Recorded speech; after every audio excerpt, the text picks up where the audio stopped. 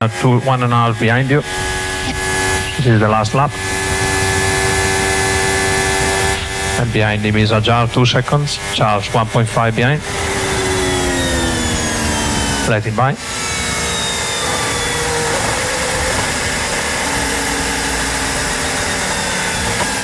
Fast.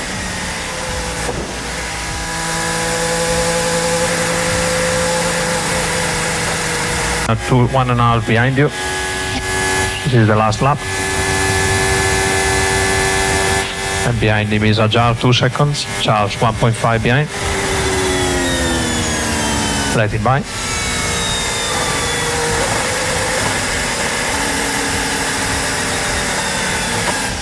Fast.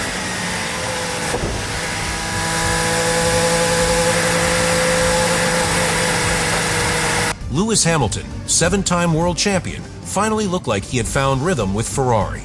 On Friday, he was flying top of the timesheets, full of hope. But by Sunday night, Ferrari had collapsed, Hamilton was left frustrated, and questions about this partnership could no longer be ignored. The Azerbaijan Grand Prix of 2025 began with the sort of promise that had not been seen from Lewis Hamilton and Ferrari since the announcement of their partnership. On Friday, Hamilton stunned the paddock by setting the fastest time of the second practice session, a 1 minute 41.293, beating Charles Leclerc by just 74 thousandths.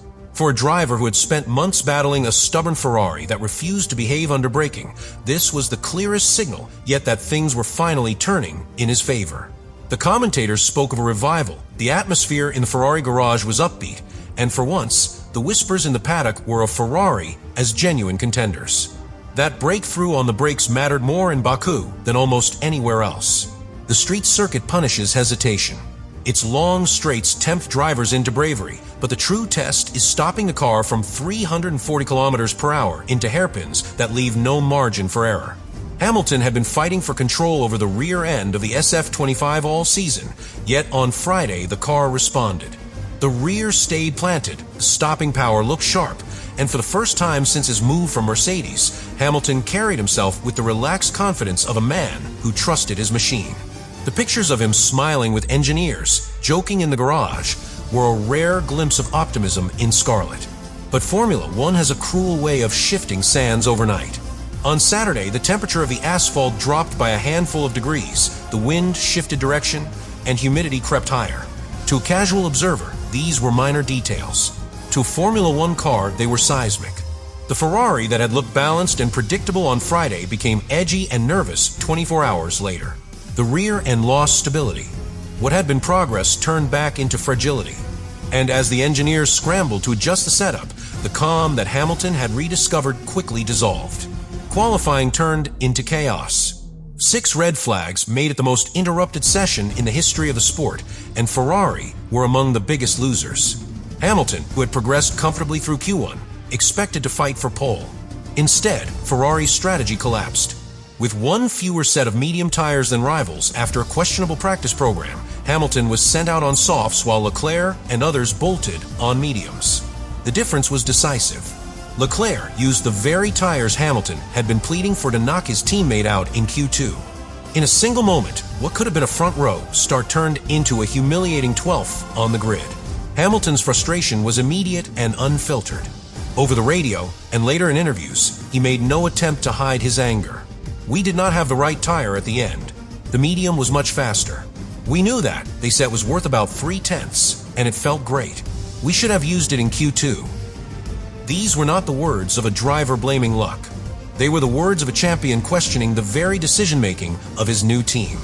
And while Ferrari's team principal, Fred Vasseur, tried to downplay the significance by arguing that softs could also work, the truth was plain. Ferrari had let their man down. By the time Sunday arrived, Hamilton faced the unenviable task of climbing from 12th on a circuit notorious for its lack of overtaking opportunities. What should have been a weekend of revival had already unraveled into damage control. The optimism of Friday was a distant memory, replaced by the grim reality of fighting from the midfield. For Hamilton, it was no longer about victory, but about salvaging pride, clawing whatever points he could, and masking the deepening cracks between himself and Maranello. Lewis Hamilton lined up 12th on the grid, a position that for most drivers in Baku is a death sentence for ambition. The streets are narrow, the slipstream is strong, but the overtaking zones are few and risky. For a 7-time world champion, the sight of cars lined ahead felt like insult added to injury. Yet Hamilton dug deep, carving his way forward in the measured style that has defined his career. Corner by corner, lap by lap, he fought through the midfield chaos, and by the checkered flag, he had climbed to 8th place. In raw terms, it was progress. In context, it was painfully short of what Ferrari had promised on Friday. The numbers tell a harsher story. Ferrari left Baku with only a handful of points, slipping further behind in the constructors' battle. Mercedes, Hamilton's former team, capitalized with a 2nd for Russell and a 4th for Antonelli, jumping Ferrari in the standings. The contrast could not have been more brutal. The team Hamilton had left to chase glory in red surged, while Ferrari faltered. For Hamilton, the 8th place finish was not just a missed opportunity, it was a reminder of what he had walked away from and what still eludes him in scarlet. But the true drama came not from the result sheet, but from the team orders that shaped the final laps. Ferrari instructed Hamilton to let Leclerc by, after earlier swapping the cars to give Hamilton the chance to chase down Lawson, Tsunoda, and Norris for 5th. It was a call meant to be clinical, but it spiraled into controversy. Hamilton, obedient in part, slowed drastically on the run to the finish, cutting speed from over 340 kilometers per hour to just 184. Yet even this gesture failed to deliver. Leclerc crossed the line a mere half-second behind, still behind. The cameras caught every meter of it, and the tension was visible for all to see. What should have been routine became symbolic. In the eyes of Italian media, Hamilton had disobeyed a direct order. In the UK, many saw it differently, a veteran making a quiet statement that he would not simply play the number 2 role in Ferrari's politics. The numbers may say 8th place, but the moment meant far more. It was about authority, pride, and the uneasy balance between Hamilton's pursuit of an 8th title and Ferrari's obsession with unity above all else. In raw performance terms, Hamilton delivered what few could from 12th on the grid. But the weekend's numbers cannot be separated from the human drama. From being quickest on Friday to being eliminated in Q2, from fighting through the midfield to sparking headlines with a half-second margin over his teammate, Hamilton's race was a case study in how statistics only scratch the surface. The data shows 8th place. The truth reveals a fractured relationship and a partnership under strain. The collapse of Ferrari's weekend cannot be explained by the result sheet alone. It began with the SF25 setup. On Friday, with the track warm and grip levels high, Hamilton had stability in the braking zones. Into Turn 1 and Turn 3, 2 of the most punishing points in Baku, the car responded with precision. The rear end, which had plagued him throughout the season, finally held firm. That was the breakthrough moment, the reason Hamilton could push the limits and put in that 1 minute 41.293. Yet in Formula One, the smallest environmental changes can turn confidence into chaos overnight. By Saturday, the asphalt temperature dropped a handful of degrees, the wind shifted slightly, and humidity crept up. To most, these are invisible changes, but to a Formula One car, they transform its personality. The SF25 became nervous, especially at the rear. Instead of the planted confidence Hamilton had enjoyed, the car twitched under braking, making it difficult to predict its behavior. Ferrari attempted late adjustments to compensate, tweaking suspension and aero balance, but the fixes came too late. The car that had looked like a podium contender on Friday had turned into a liability by qualifying. Then came the strategic misstep. Ferrari's tire allocation left Hamilton one set of medium tires down compared to his rivals. That deficit traced back to their practice program on Friday, when they had run the mediums longer than planned. In Q2, Hamilton was forced to run on softs while most rivals, including Leclerc, went out on mediums. The data was clear. The medium was worth around 0.3 of a second per lap, more consistent across multiple laps, and better suited to the cooler track. Hamilton pleaded for them. He did not get them. Leclerc on mediums knocked him out. It was not bad luck. It was poor preparation compounded by poor execution. From Hamilton's perspective, the frustration was double. The car's balance had shifted against him through no fault of his own, and the team's choices on tires trapped him in a weaker strategy. His elimination in Q2 was the result not of a mistake on track, but of the team's inability to adapt. Ferrari's team boss Fred Vasseur defended the choice, saying pole had been taken on softs anyway, but the nuance was lost in the excuse. Ferrari had misread the conditions, and Hamilton had paid the price. For fans in the UK who have watched Hamilton thrive for more than a decade on clear communication and decisive calls, the contrast was stark. At Mercedes, he and Peter Bonington shared an instinctive rhythm. At Ferrari, the rhythm stuttered.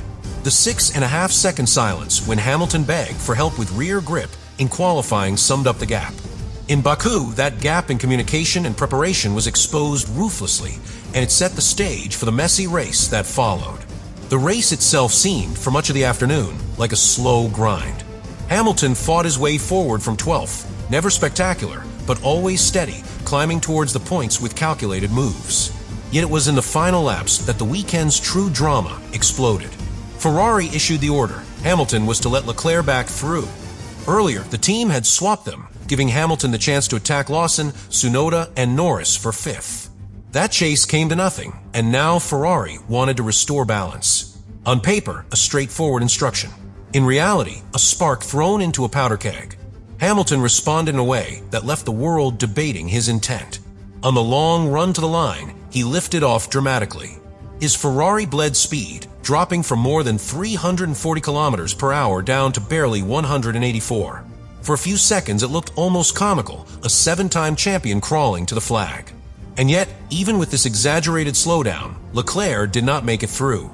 The Monégasque crossed just half a second behind, still behind, the red cars separated by a gap small enough to be measured in heartbeats.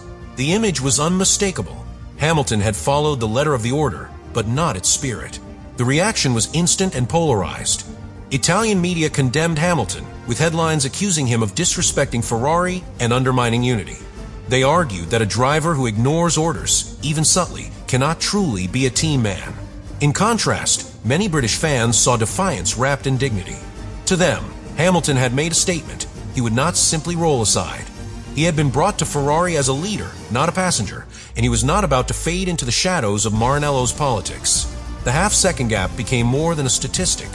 It was a metaphor for the gulf opening inside Ferrari. For Leclerc, the aftermath was muted. He shrugged off the episode, telling reporters that 8th place was hardly worth arguing over. Yet his casual tone masked the reality that such moments erode trust. In a team already fighting to rediscover consistency, the optics of two drivers split by politics rather than performance mattered greatly. What should have been an internal shuffle of positions became a global talking point, dissected by analysts and fans alike. Ferrari's attempt to impose order had instead broadcast disorder to the world. This was the dramatic twist of Hamilton's Baku. It was not the 8th place finish. It was not the raw lap times or the overtakes in midfield. It was that final straight, the moment when Ferrari's authority met Hamilton's pride, and the compromise was played out in front of millions. A slow crawl to the line that symbolized a far bigger problem, a partnership struggling to find harmony under the most public of spotlights. The story of Hamilton's Baku was one of contrasts. On Friday, he was the fastest man on track, stopping the clocks with a 1 minute 41.293. For the first time in Ferrari colors, he looked fully in control of the car. The paddock believed that a front row start, even a shot at pole, was possible. It felt like the long-awaited moment when Hamilton and Ferrari would finally click. But in Formula One, the past means nothing. By Saturday, small changes in track temperature and wind direction exposed the fragility of the SF-25. The car that had looked stable was suddenly nervous, and the weekend tilted towards disaster. Qualifying sealed the first wound. With one set of medium tires fewer than rivals, Hamilton was left exposed. Sent out on softs in Q2, while others used mediums, he could not fight back. Leclerc, armed with the compound Hamilton had wanted, eliminated him. 12th on the grid in Baku is a near-death sentence for a race, and Hamilton knew it. The frustration poured out in interviews, his words sharp and direct. This was no ordinary complaint. It was a champion questioning the competence of the team that was meant to carry him to an 8th crown. Sunday brought a recovery, but one that tasted hollow.